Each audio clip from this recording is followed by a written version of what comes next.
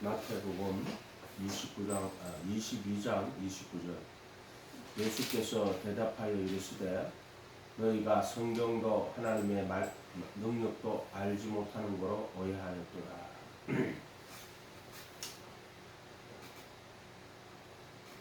하나님 말씀을 읽을 때 정확하게 그 뜻을 깨달아야 됩니다. 말씀의 의도, 그 말씀이 전체 구원에서 어떠한 위치를 차지하는가 중요하죠. 이 말씀이 이게 성경도 하나님의 능력도 성경 기록들도 알지를 못하고 하나님의 권능도 알지 못하고 잘못하느니라 오해하였다 못한다 이런 뜻이 되겠죠. 이제 성령과 구속에 대한 오해가 너무 크다 이렇게 얘기를 했습니다. 한 단어는 동일하게 번역되어야 됩니다. 엑사고라도라는 단어는 속량으로, 구속이라는 단어는 아필로티시스는 구속. 항상 똑같이 번역을 해야 되는데. 그래서 우리나라 개혁 한글하고 개혁 개정하고 보면은 만약에 개혁 개정이 구속이라고 했는데 개혁 한글이 구속이라고 했는데 개혁 개정에는요 속량이라고 하는 이렇게. 근데 똑같은 단어인데 개혁 개정의 구속이라고 개혁 한글의 구속이라고 했는데 개혁 개정에는 속량이라고 되어 있다. 이렇게 되면 사람들이 이걸 구분을 못한다 하는 걸 알 수가 있겠죠. 이런 경우 되게 많아요. 그래서 한 단어는 동일하게 번역을 합니다. 그리고 제3에 대해서도 우리가 부르심 받을 때 죄사함 받고 세상에서 살다가 그리스도 안에 들어올 때 회개하여 각각 예수 그리스도 이름으로 침례를 받고 저희들의 사면을 받으라. 그때는 불법들을 아노미아를 사하심 받게 되는 거거든요. 그런데 속죄소에 피를 뿌리는 거는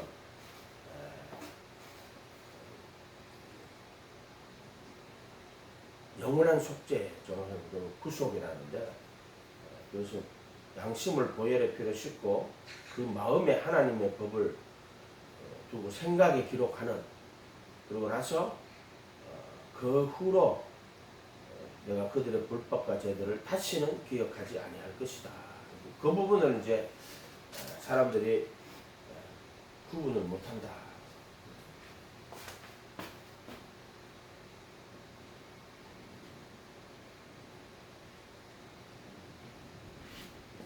그리스도 예수 안 그리스도 안 그리스도 아 이건 이제 예수님의 가르침 안에 예수님의 죽음과 부활 안에 온다. 이 기장이라고 했죠. 자, 그 다음에 하나, 둘, 셋, 넷, 하나, 둘, 셋. 너는 이제 언약궤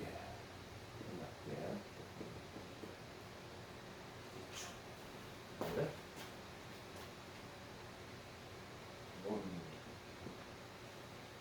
여기 이제 부르심이 뭐예요? 여기 비장이에요.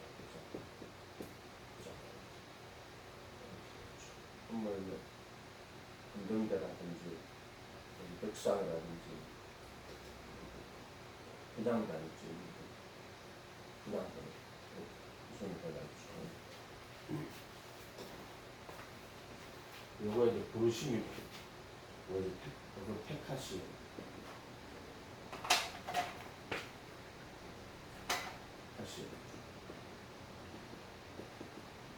구원을 생각할 때 항상 제일 큰 오해가 부르심과 택하심을 나누어서 생각을 못해요.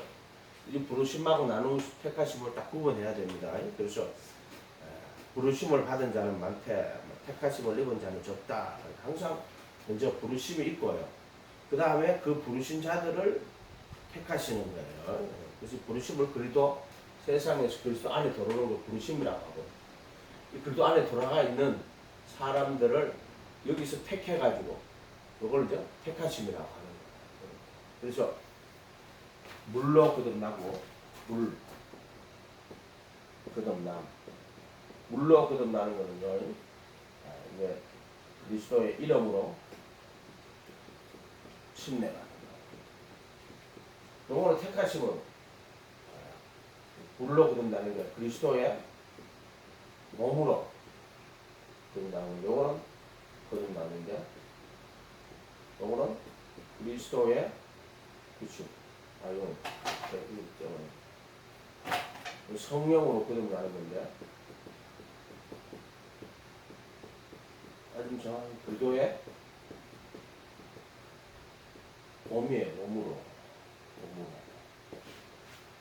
이렇게 시장이란 말이에요. 이렇게 됩니다. 그래서 우리가 물과 성령으로 거듭나지 않으면 하나님 나라에 들어갈 수 없느니라 이렇게 되어 있어요. 그러니까 그거를 이제 물과 그리고 성령으로 카인데, 이게 시간적으로요. 먼저 물로 거듭난 사람들이 그 다음에 두 번째로 이제 성령으로 거듭나야 돼요. 그래서 예수님이 물로 침례를 받으시거든요. 그래서 우리가 침례 요한으로 하는 것은 그 예수님 물로 침례를 받기 때문에, 침례 요한이 예수님에게 침례를 주잖아요. 그렇기 때문에 침례 요한이다. 그리고 예수님이 물로 침례를 받습니다. 그래서 침례 요한이 내가 당신한테 침례를 받아야 되는데 왜 당신이 나한테 침례를 받습니까? 예수님이 이제 허락하라. 이래하여 모든 너희를 이루는 것이 합당하다. 예수님 침례를 받아야 돼. 그러니까 이거를 예수님 왜 그 침례를 받습니까? 예수님 우리 죄인들이 걸어가야 될 구원에 이르는 것을 예수님이 그대로 이렇게 해주시는 거예요.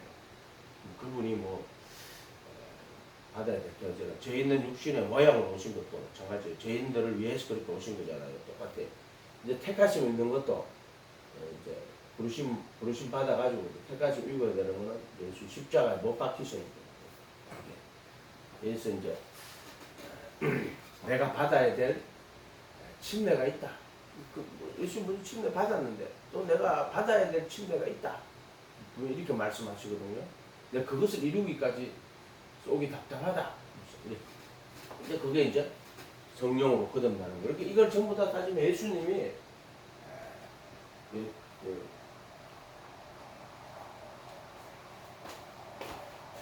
여기는 그도 바뀌죠. 이거는 육신 아래, 율법 아래, 육신 아래, 율법 아래. 그 다음에 여기는 육신에 속하여 율법 아래, 율법 아래. 그 다음에 여기는 뭐라고 할까요? 육신 아래, 율법 아래. 이건 생명의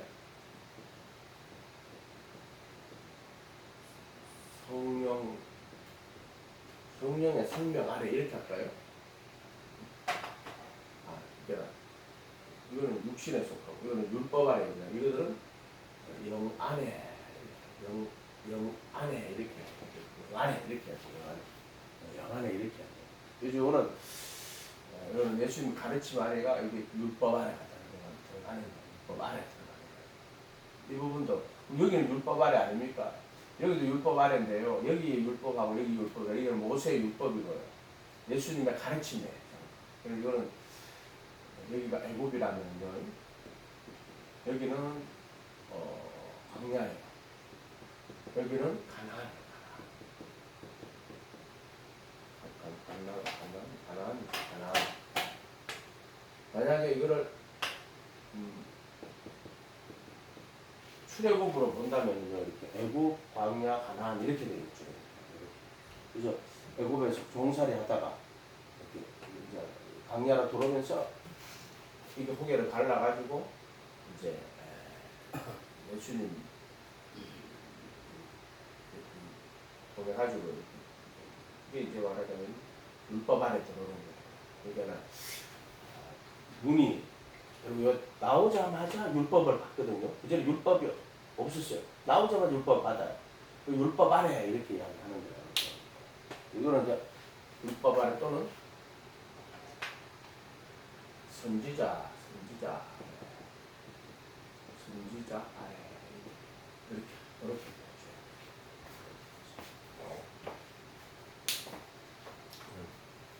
이런 구도로 이루어져가 있다. 그래서 사람들이 이 단계를 우리가 예수님 믿고 여기 들어올 때 회개하고 예수님의 이름으로 침례를 받고 때 그분의 제자가 돼가지고 딱 들어오는 이걸 지금은 제자, 불교의 신부 한 몸을 이루는 거죠.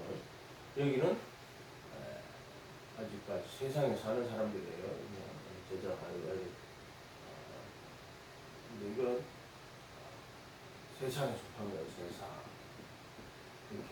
그리스도 아직도 바뀌고 제자가 돼가지고 돌아야 돼요. 그래서 부르심을 또 받아야 되고 택하심도 입어야 돼요. 그 부르심 받은 사람이 부르심 받으신 사람 많다. 교회에 다닌다고 다 부르심 받은 사람 아니에요. 교회는 다녀요. 근데 그것은 일반적 의미에서 종교생활하는 사람도 상당히 많이 있어요. 종교생활 하는 거예요. 여기는 이제 제자로서의 삶을 사는 거예요. 삶. 여기는 이제 택하신 우리가 그리스도의 신부, 그리스도의 몸이라고 그러죠. 이렇게 이런 것도 좀 이렇게 그분 내가 가지고 이렇게 생각하면 돼요. 그러니까 교회 다니니까 사람들이 다 부르심 받았다 그렇게 생각하면 안 돼요. 교회 다니는데도 아직 부르심 안 받은 사람이 많아요. 그냥 종교생활 하는 거예요. 종교생활. 그러니까 기독교라 말은 기독교인데 거의 이제 기복신앙에 가까운 거예요. 기복신앙, 샤머니즘, 기복신앙. 모든 종교가 다 기복신앙이에요. 종교생활 하는 거. 여기는 이제 제자의 신앙이에요. 그죠? 여기는 내가 그래도 함께 못 바뀌고 내 안에 그리고 사는 신부의 신앙이 되는 거예요. 그래서 여기에서 여기도 오해를 하면 안 돼. 교회 다니는 사람은 다 그도 안에 있다. 아니에요. 교회 다닌다고 그도 안에 있지 않아요. 거짓 선지자들은 여기 들어가는 거예요. 거짓 선지자들 여기 들어가는 거예요. 거짓 선지자. 여기는 선지자들. 근데 뭐 생각해보면은 이 거짓 선지자들 율법 모르냐 알아요. 율법 안에 있어요. 그런데 율법 아래 있다고 하지만은 율법 아래 있는 사람이 아니에요. 그래서 예수님이 바리새인 서기관들 보고 너희는 너희 아비 마귀에게서 났다. 그 사람들 율법 아래 있는 사람은 안에 있는 사람이잖아. 아니에요. 그 사람들 율법 아래 있는 자가 아니에요. 이 사람들은. 여기 참 율법 아래 그러니까 우리가 이 부분에서도 너무나 많은 오해들을 사람들이 가지고 있어요. 바울이 나는 가말리알의 문화생이고 만지 8일 만에 할례 받고 율법의 의로는 흠이 없는 자라다. 자기 율법 아래 있는 사람처럼 이야기를 했지만은 율법 아래 있는 사람이 아니에요. 그때는 예수 믿는 사람 잡아 죽이고 가두기 때문에 성경을 읽어보면은 마귀에게 속한 자예요. 마귀에게 속한 자. 쏘가가지고 마귀에게 속한 자. 그래서 정말 율법을 알았더라면은 나도 알았을 것이다. 예수님께서 이렇게 말씀하신단 말이에요. 그렇게 이 부분도 너무나도 사람들이 오해가 많이 있어요. 응? 여기 있는지 여기 있는지 여기 있는지 이것도 여기는 자기의다 그랬죠. 자기의 삽니다. 이거는 이제 자기의는 아니. 이거는 정말 예수님에게 율법을 순종하여 살기 원하는 사람. 제자라고 그러죠. 제자. 이거 자기가 주인이에요. 자기가 주인.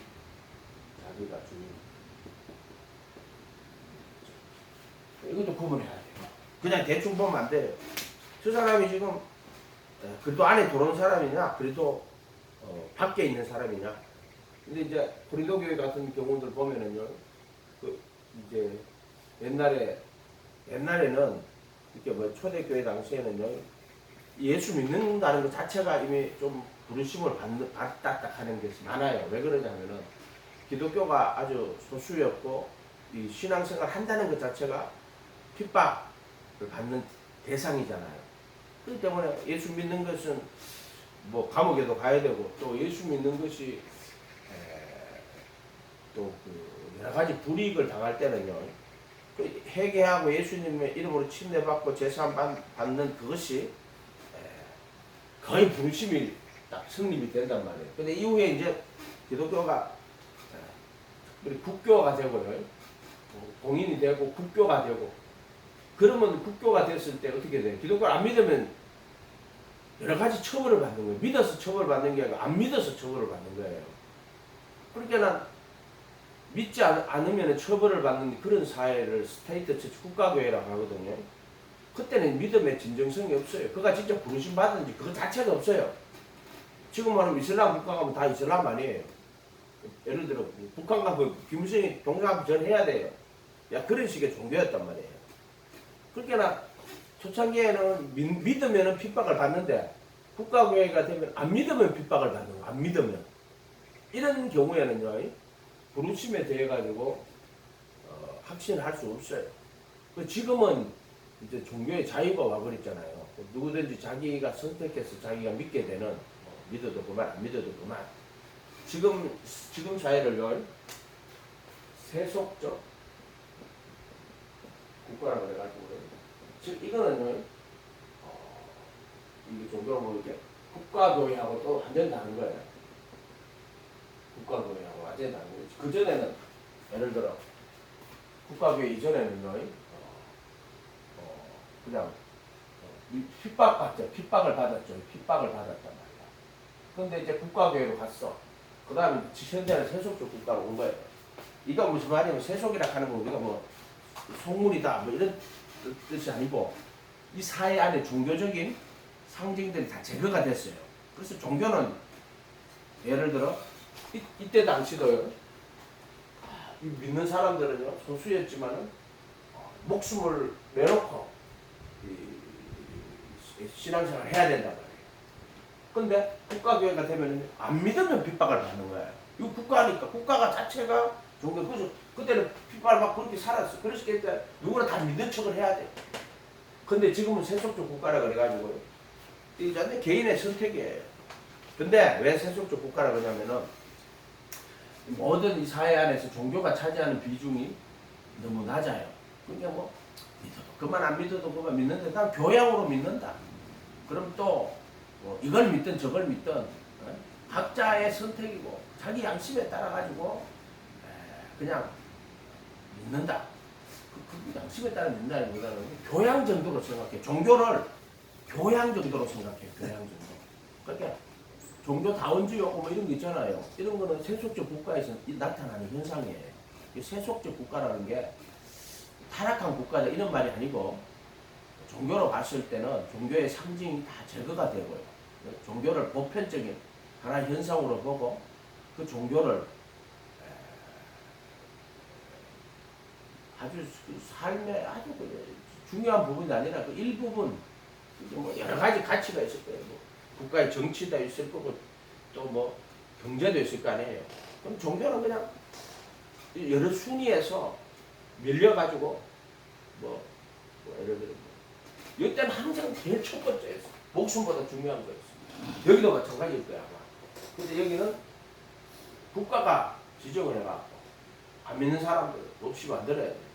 여기는 이 종교가 이 세상에서 종교가 그냥 하나의 종교로서 인간을 위한 종교로서 또 인본주의적 종교가 된 거죠. 이런 걸 세속적 국가라 그래요. 세속적 국가. 하비국수가 쓴 말인데 종교의 상징이 다 말하자면은 제거가 돼버린 거예요. 이런 사회다.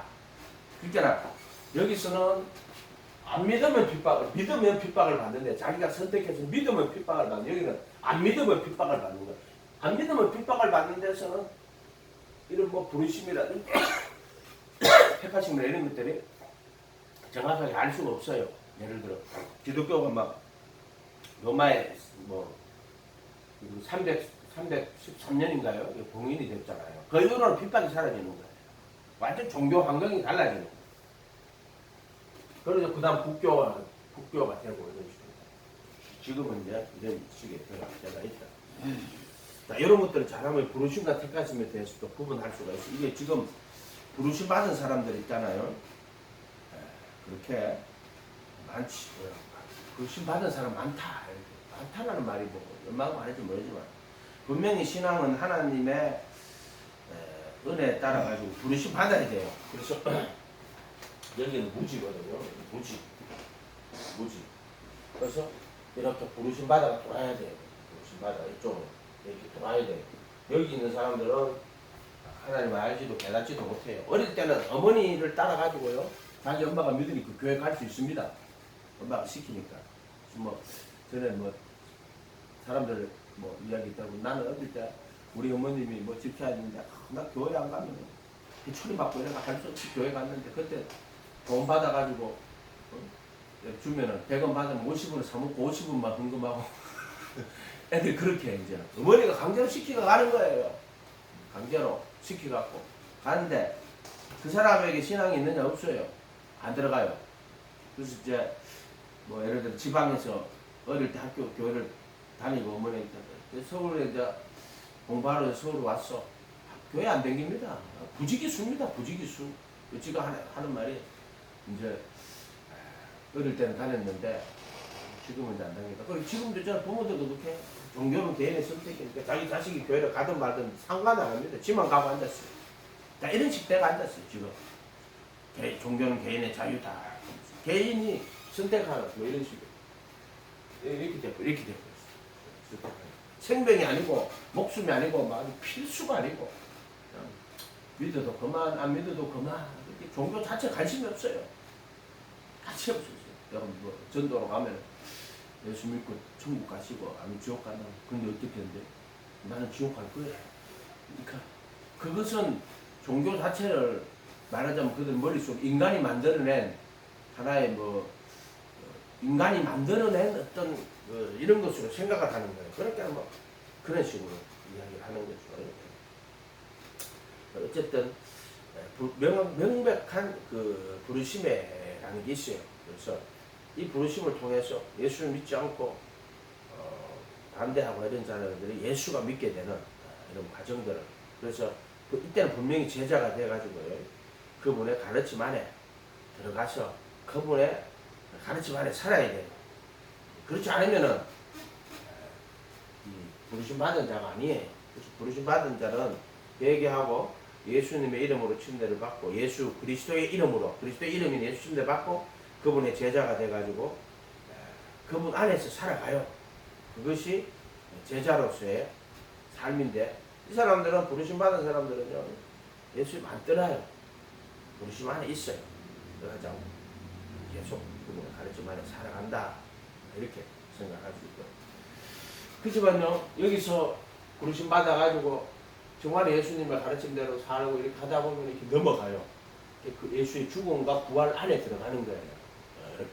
이것은 뭐 한순간이 아니라 전 인생을 걸쳐놔서 일어나는 삶이에요. 전 인생을 걸쳐서 이루어지는 하나님의 역사예요. 하나님의 역사. 그래서 부르심 받고 그래서 광야 40년 길을 거쳐가지고 그 다음에 택하심 입어서 가나안에 들어가는 것처럼요. 예수 믿는 것도 마찬가지예요. 부르심 받아가지고 예수님 알고 예수님 모시고 제자가 되어 살다가 택하심을 입어가지고 그래도 예수 안에 그의 죽음과 부활 안에 들어가야 되는 거죠. 이렇게 되는 거죠. 이런 식으로 가야 되는 거죠.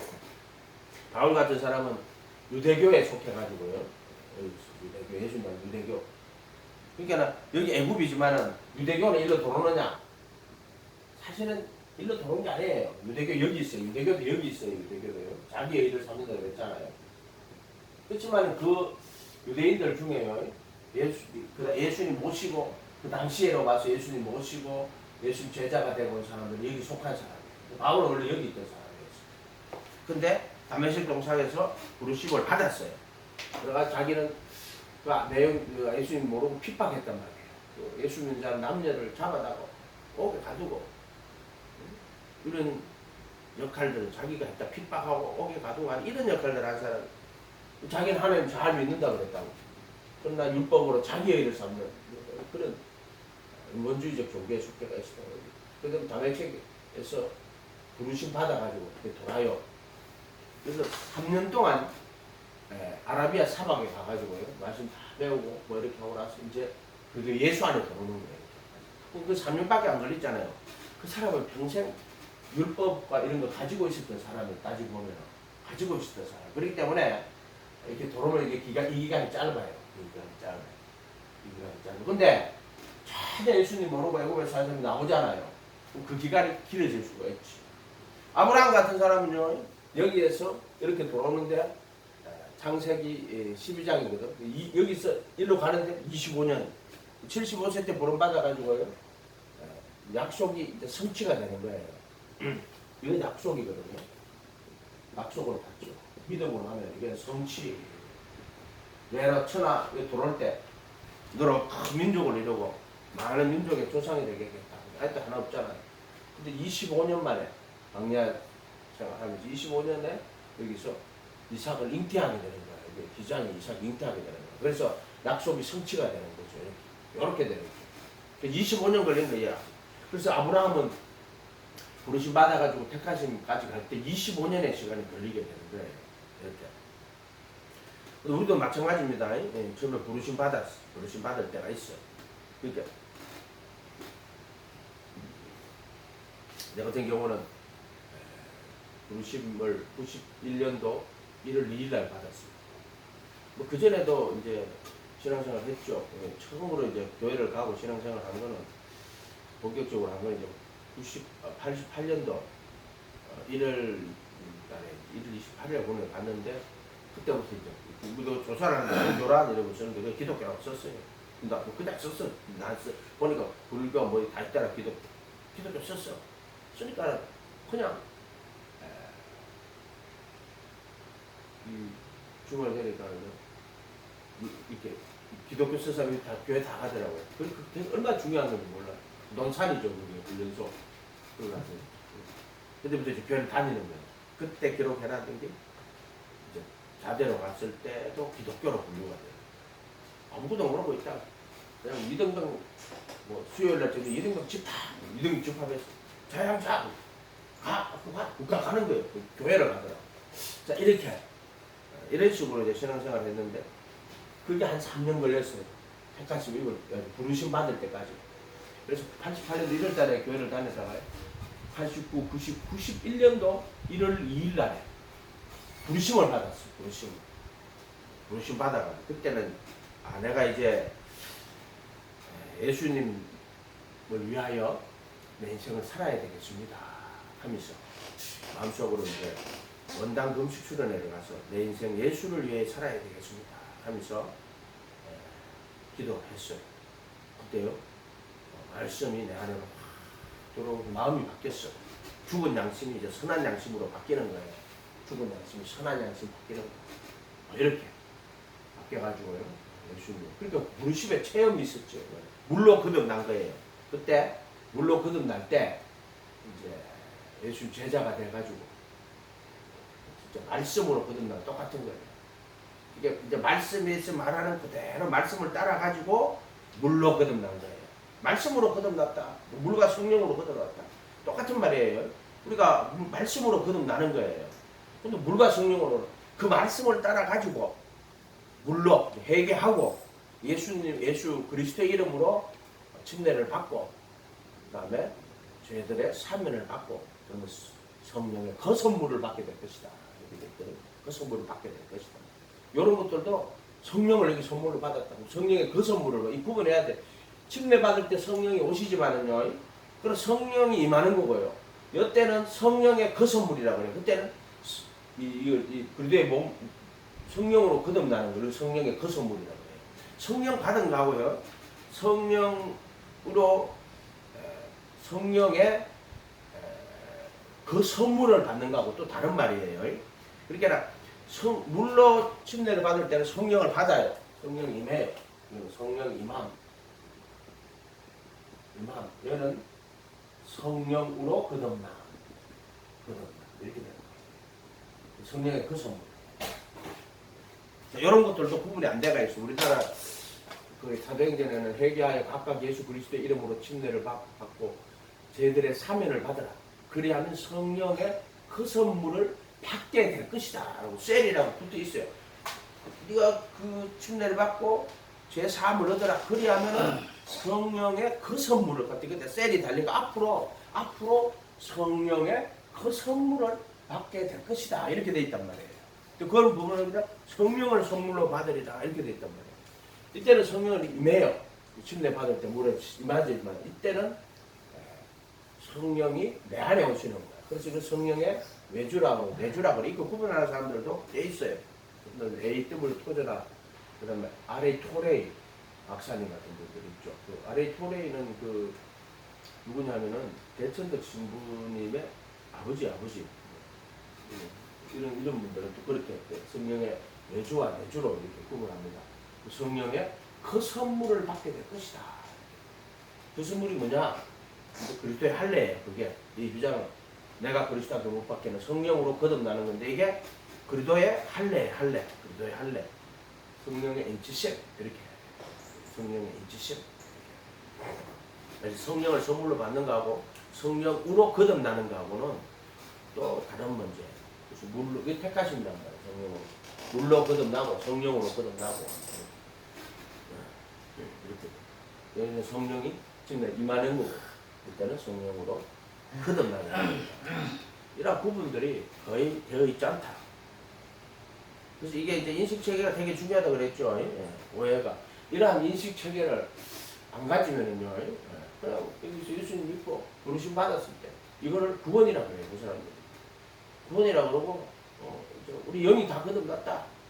그렇기 때문에, 우리 육체적으로, 영은 거듭나서, 육신적으로 죄를 짓더라도, 영이 거듭났기 때문에, 거듭난 영은 바뀌지 않는다. 뭐 이런 식으로 말을 하거든요. 이때는 물론은 거듭났어요. 제자가 돼가지고 선한 양식을 하나님 찾아가는 거예요. 그러니까 육체의 더러운 것을 자해버리면 아니란 말이에요. 이게 있어야 된단 말이에요. 이게 있어야 된다. 그래서 이 부분도 너무나도 인식체계가 잘못되어 있어요. 이 인식체계를 가져야 돼요. 안 그러면은 성경을 아무리 읽어도 예수님 모실 때 이게 점점 약해지면 어떻게 되냐. 물을 타면 그냥 따라하세요. 그래 따라해요. 예수가 하나님 아들 그도하고 예수님 믿습니다. 이제 당신은 구원받아서 박수 칩시다. 이런 식의 이상한 결과라. 그래서 신앙이 있잖아요. 제자가 되는 것도 아니고 그냥 입술에 고백만 따라가지고 몇 마디만 하면 이제 구원받았다고 이렇게 이야기하는 이상한 신앙이 돼요. 그거 왜 그렇게 되냐면은 신앙이 제자로서의 인격적 부르심이 아니라 그냥 교파에 속해가지고 자기 교파에 교리 문답을 하면은 교리 문답에 동의하면은 그 교파의 교인이 되는 거예요. 또 그거를 이게 이제 종교개혁 이후에 기독교가 교파로 나누어지면서 그런 현상이 나타나는 거예요. 신앙 고백이라고 그러거든요. 입술로 그냥 하는 거예요. 고백해가지고 고백하면은 당신 구원받았다.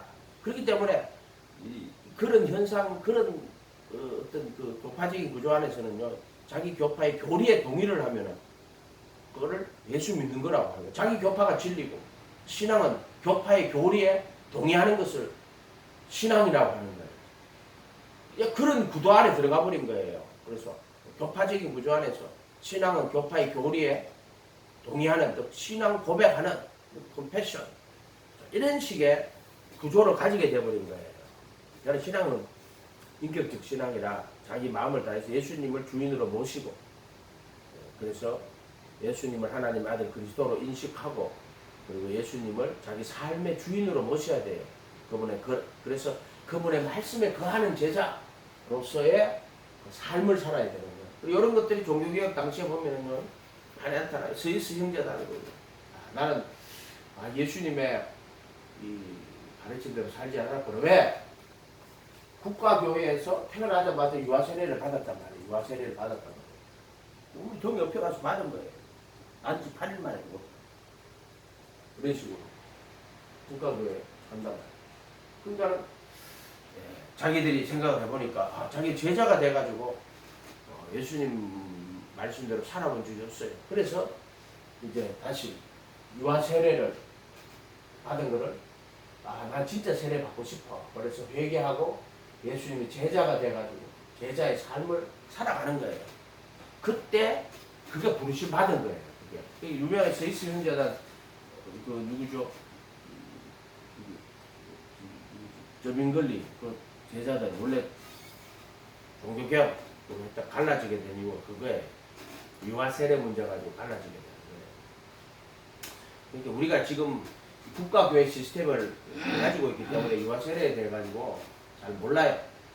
가톨릭 교회는 그냥 유아 세례 받아야지 가톨릭 교회에 들어가는 거고, 가톨릭 교회에 들어가야 구원이 있는 거예요. 그렇기 때문에 가톨릭 교회에 들어가면 가톨릭 교회 세례를 받아야 되고, 그때는 국가교회이기 때문에 유아 세례를 받아야 되는 거예요. 이런 식으로. 그 교리가 원죄 교리이기 때문에 가톨릭 교회에서 유아 세례를 받으면 유아들도 원죄가 유전되기 때문에 유아들에게 주어진 원죄가 제거가 된다. 이렇게 가르치는 게 가톨릭 교회는 이런 식으로 되어 있단 말이에요. 그 가톨릭 교회 안에 들어가면 들어가야지 구원이 있는데, 그럼 유아들은 유아 세례를 받아서 가톨릭 교회에 들어가는 걸로 이런 식으로 하면서, 그러면은 뭐가 제거되냐? 원죄가 제거된다. 애기들 아무도 모르지만 제가 유전돼가지고 원죄가 들어가 있어. 신앙이라 하는 건요, 체계를 분석해보면 하나로 다 연결돼가 있어. 가톨릭을 분석해보면요, 그 진리가 아니지, 그 논리죠. 교리가 논리적으로 잘 연결돼가 있어. 하나로 그 연결돼가 있어. 그런 논리 안에서 말씀이 왜곡되고요, 변형이 일어나게 되는 거예요. 그래서 가만히 들어보면 저 사람들 말은 성경이 아니고 저들의 어떤 신학적 논리구나. 논리가 되게 많아요. 말씀이 아니고 논리인 게 너무나 많단 말이에요. 그래서 말씀은 논리가 아니에요. 논리가 아니다, 말씀은.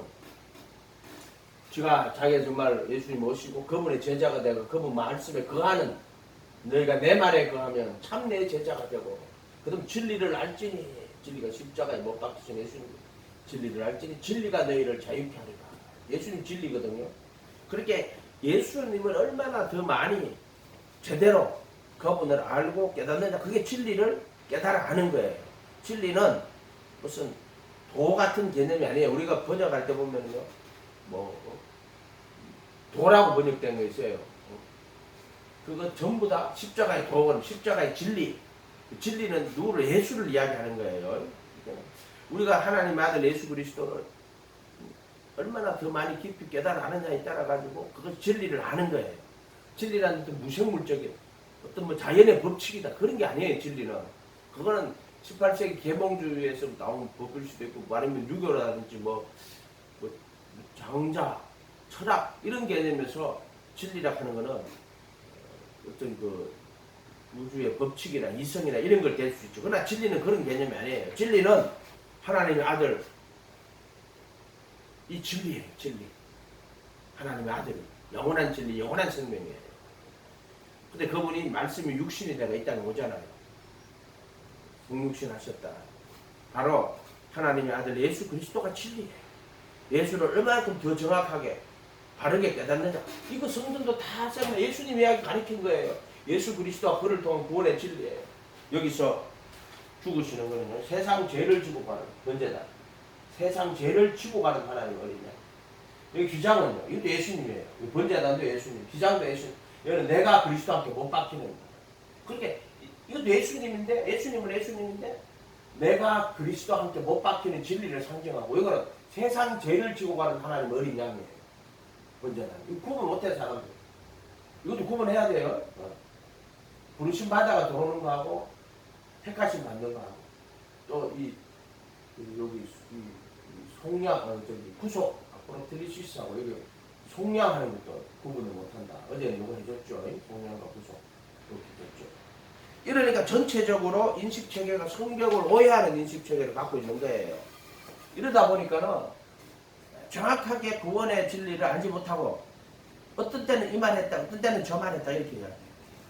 성경을 잘 읽어보면, 앞뒤 단어들과 잘 읽어보면요, 성경은 정확하게 그 지점을 지적하지, 생각이 이것도 되고 그런 거 없어요. 성경만큼 이 세상에 정확하고 확실한 척은 없어요. 그래서 우리가 정확한 인식 체계를 가져야 돼요. 그러면은 그 헷갈리지 않아요. 헷갈리지 않는다. 근데 보통 이제 우리가 철학에서는 인식이라고 하면 어떤 사물이 있으면 그 사물을 인식하는 존재가 있을 거 아니에요. 그러니까 그 사물과 인식하는 사람과의 어떤 그 인식에 따라 달라진다 이렇게 말하지만 기독교는 그렇게 보면 안 돼요. 예. 기독교는 정확한 하나님의 아들 그리스도가 있는데 그분을 내가 어떻게 인식을 하느냐 인식자에 따라 달라질 수가 없어요. 그것은 하나의 진리밖에 없는 거예요. 그렇게 봐야 돼. 그래서 사고와 존재와 일치라고 이렇게 했단 말이에요. 그래서 우리가 이 부르심과 택하심을 정확하게 구분할 수 있는 인식 체계를 가지고 있어야 돼요. 어떻게 다 알았냐고. 이 금방 되지 않아요. 결국 처음에 이 부르심과 택하심 체계를 가르쳐 주시고, 이렇게 되는구나. 그리고 죄로부터 벗어나게 된 체험을 해줘요. 그때 이 그리스도의 몸이라 하는 걸 깨닫게 해주시고, 그리스도의 몸으로 율법에 대하여 죽임을 당하였다. 로마 7장 4절이잖아요. 또 가데스 3장 그리스도의 몸으로 율법 저주에서 속량하셨다. 그리스도의 몸으로. 그리스도의 몸이구나. 내가 그리스도와 함께 십자가에 못 박히고 이런 것들을 정확하게 이건 이제 그리스도의 이름이고요. 그리스도의 이름으로 침대다. 이럴 때는 내가 그리스도와 함께 못 박히는 그리스도의 몸으로 몸으로 그리스도의 이름으로. 이거는 그리스도의 피예요. 그리스도의 피. 속죄수 피뿐이에요. 그리스도의 피. 이렇게 되면은 이제 오열의 피를 뿌리고 양심을 씻고 그 법을 마음에 두고 생각에 기록하고 그리고 나서 성령이 우리 안에 들어오는 거예요. 성령이. 그냥 성령이 내 속에 들어오는 게 아니다. 우리 안에 들어오는 게 아니에요. 많은 사람들이 그냥 예수 믿고 나니까 성령이 우리 속에 있다고 믿으라고 이렇게 말하지만은 그것은 성령이 임하에 있는 거하고 성령이 우리 안에 있는. 그래서 요한복음 14장 가면 성령 내가 보내겠다. 근데 그들은 너희와 함께 있겠고 또 속에 있겠습니다. 이렇게 돼. 이거 또라는 말이 카이예요. 카이. 여기 물로 거듭나고 나면 물과 성령으로 거듭나는 것처럼. 근데 카이라는 단어도 그 똑같은 거. 그래서 너희와 함께 있겠고 그리고 너희 속에 있겠다. 이렇게 이야기 번역을 해야 돼요.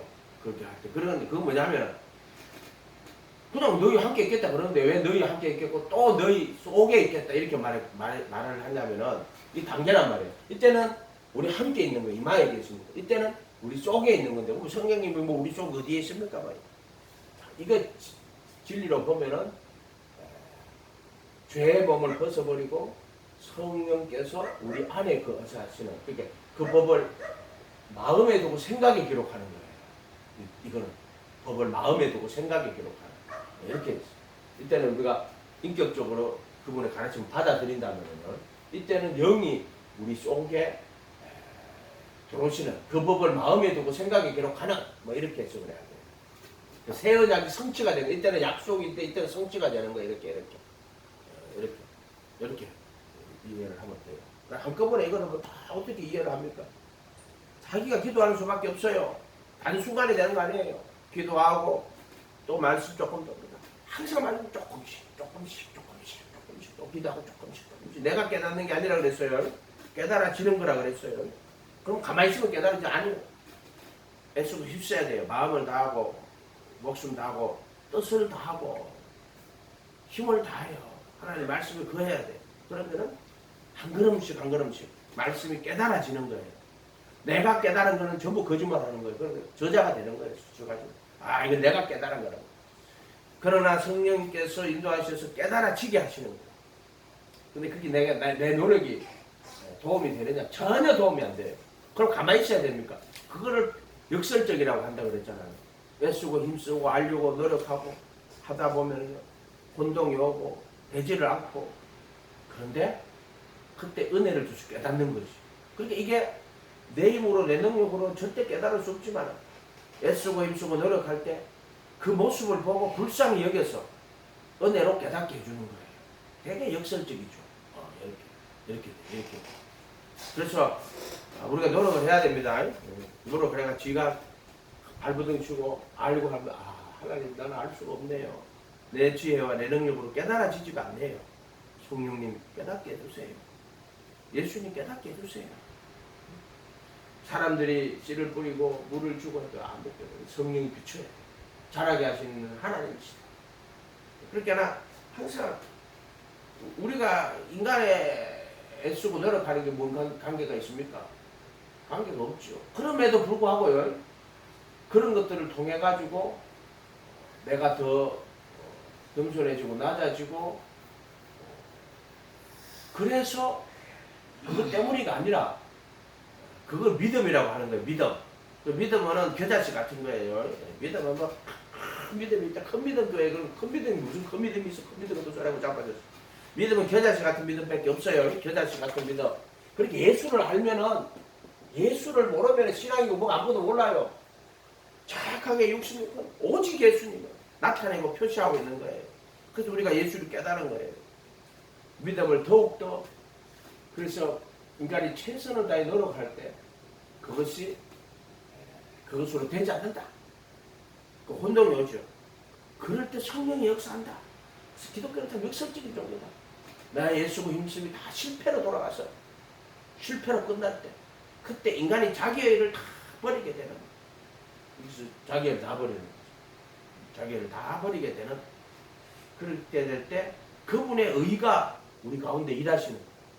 내 지혜를 포기한다고 하면 내가 그걸 포기하겠습니다. 그게 아니야. 정말 예수가 힘쓰고 지혜를 다했는데 내 거로 안 되네요. 내 지혜로 되지를 않네요. 난 그걸 결국 깨닫는 거예요. 결국에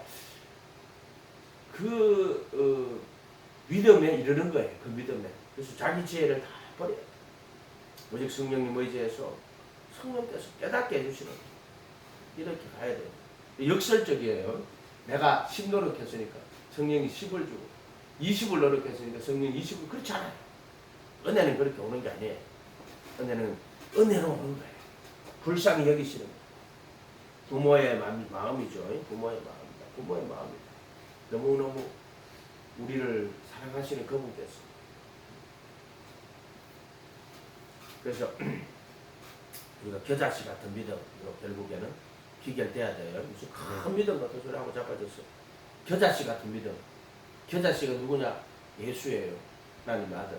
근본 하나님의 본체라. 근본이 하나님의 동일 본질이라. 근본, 본체가 본체의 형상을 본체라고 하는 거예요. 디포스. 이렇게 근본 본체가 본체의 형상을 하는데 근본 본체시라 이렇게 되어 있어요. 본체나 자기를 비워 종의 형체로 오시고, 근본 본체가 종의 형체로 오시고, 사람의 모양으로 죽기까지 복종하시고 십자가에 죽으십니다. 이분이 하나님 아들 예수 그리스도예요. 그분이 겨자씨. 아브라함에게는 약속으로 주신 거예요. 내 씨로 천하만면 하나의 씨. 그때는 약속으로만 있는 씨 아브라함한테. 채소, 씨 맺는 채소가 되는 거죠. 유대인들이 그 메시아를 기다리고 사모하는 그 씨 맺는 채소의 신앙이었다고요. 그 예수님이 이제 때가 차면 이 땅에 오잖아요. 왔을 때 씨를 가진 자들이 되었고, 근데 씨를 가진 열매를 맺는 자가 되어야 되는 거죠. 이스라엘은 AD 70년에 끝나요. 씨 맺는 채소로 끝나요. 씨를 맺는 채소까지만 했어. 그 다음에 이제 복음이 전 세계적으로 갈 때 씨 가진 열매, 씨를 가지고 이제 열매를 맺어야 되는 거예요. 그거는 이렇게 된다. 그래서 겨자씨 같은 이 아브라함의 약속으로 주신 겨자씨. 뭐 창세기에도 나옵니다. 씨 가진 열매와 씨 맺는 채소와 씨 가진 열매 맺는 건데, 그 씨가요 식물을 준다 할 때 그 예수님 말하는 거예요. 하나님 아들 그도 말하는 거예요. 정확하게 창세기가 다 그 이야기 하는 거예요. 씨, 우리 눈이 열려가지고 그 모든 성경을 볼 때 그 속에서 하나님 아들 그도를 봐야 돼. 봐야 된다. 전 성경이 하나다. 전 성경. 노아의 홍수, 아브라함 부르시고 그 전 과정이 이분 하나님의 아들 그리스도를 나타내고 오늘 보여주시는 거다. 전 성경은 그런 거다.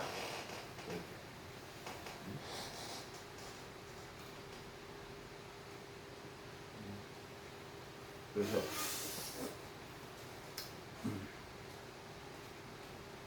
에베소서 1장 7절에 구속, 그 사랑하시는 자 안에서 구속, 제사함에 이때는요 죄가 파라토마예요. 파라토마. 파라푸토마의 앞에 씻어요. 이때 쟤는요, 파라푸토마예요. 파라푸토마인데, 파라푸토마.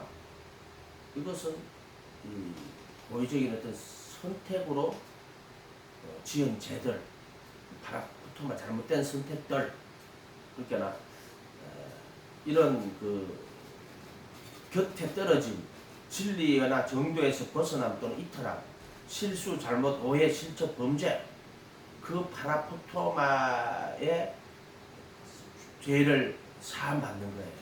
그러니까 이게 불법 아노미야, 또 이게 하마르티야. 근데 제3인데 에베소서 1장 7절에 나오는 그 사랑하는 자 안에서 제3 같은 파라푸토마의 용서를 받았느니라. 그때 파라푸토마가 뭐냐면요, 속에서 뒷불해가지고 잘못된 선택, 고의적으로 지은 죄들을 이때는 무지한 죄였다. 이때는 정과 욕심 때문에, 육신에 속하여 정과 욕심 때문에 마음으로는 선을 하지만 행하는 것은 없잖아요. 그때 이때 죄를 용서받는 것은요, 에베소서 1장 7절에 파라토마, 즉 파라토마에서 용서받았다. 그거를 에베소서 1장 7절에 제3, 구속, 곧 제3, 그때 파라푸토마에서 용서를 받았다. 이렇게 나와요. 파라푸토마에서. 그러고 나면 고의로 죄를 짓는 자는 다시 속죄하는 제사가 없다. 이렇게 돼 있어요. 그렇게 파라푸토마가 아담의 죄인데 아담의 선택이에요. 아담이 선악과를 선택한 거예요. 하와를 선택하고 육체를 선택하고 또 율법을 선택한 거예요. 그걸 파라푸토마라고 해요. 우리 원죄라고 그렇게 번역을 하는데 이 파라푸토마가요, 다시 한번 연구를 좀 많이 해봐야 돼요. 그래서 에베소서 1장 7절에 제3은요, 정확하게 파라푸토마에서 용서를 받은 겁니다. 그렇게 파라푸토마에서 용서를 받아야 그 뒤로 고의로 죄를 짓는 자는 속죄하는 제사가 없어요. 이때는 파라푸토마를 용서받은 거예요. 사실은 이때는 무지하기 때문에 하나님께서 무지한 인간들을 은혜를 줘가 부르심으로 통하는 거예요. 이때는 마음은 선을 원해요. 양심은 살아있어요. 그런데 죄의 몸에 있는, 그래서 죄의 몸을 벗어나게 합니다. 그럼 이때는 구속, 그 제3을 준, 이때 제3은요, 이 불법과 죄들을, 불법과 하마르티아를, 불법들과 하마르티아들을 기억하지 않는다 그랬어요. 그렇게 돼 있고, 또 이때는 이 에베소서 1장 7절로 하면은 파라푸토마를 용서하신다라고 돼요. 파라토마. 죄에 대한 용어가 참 많이 달라요.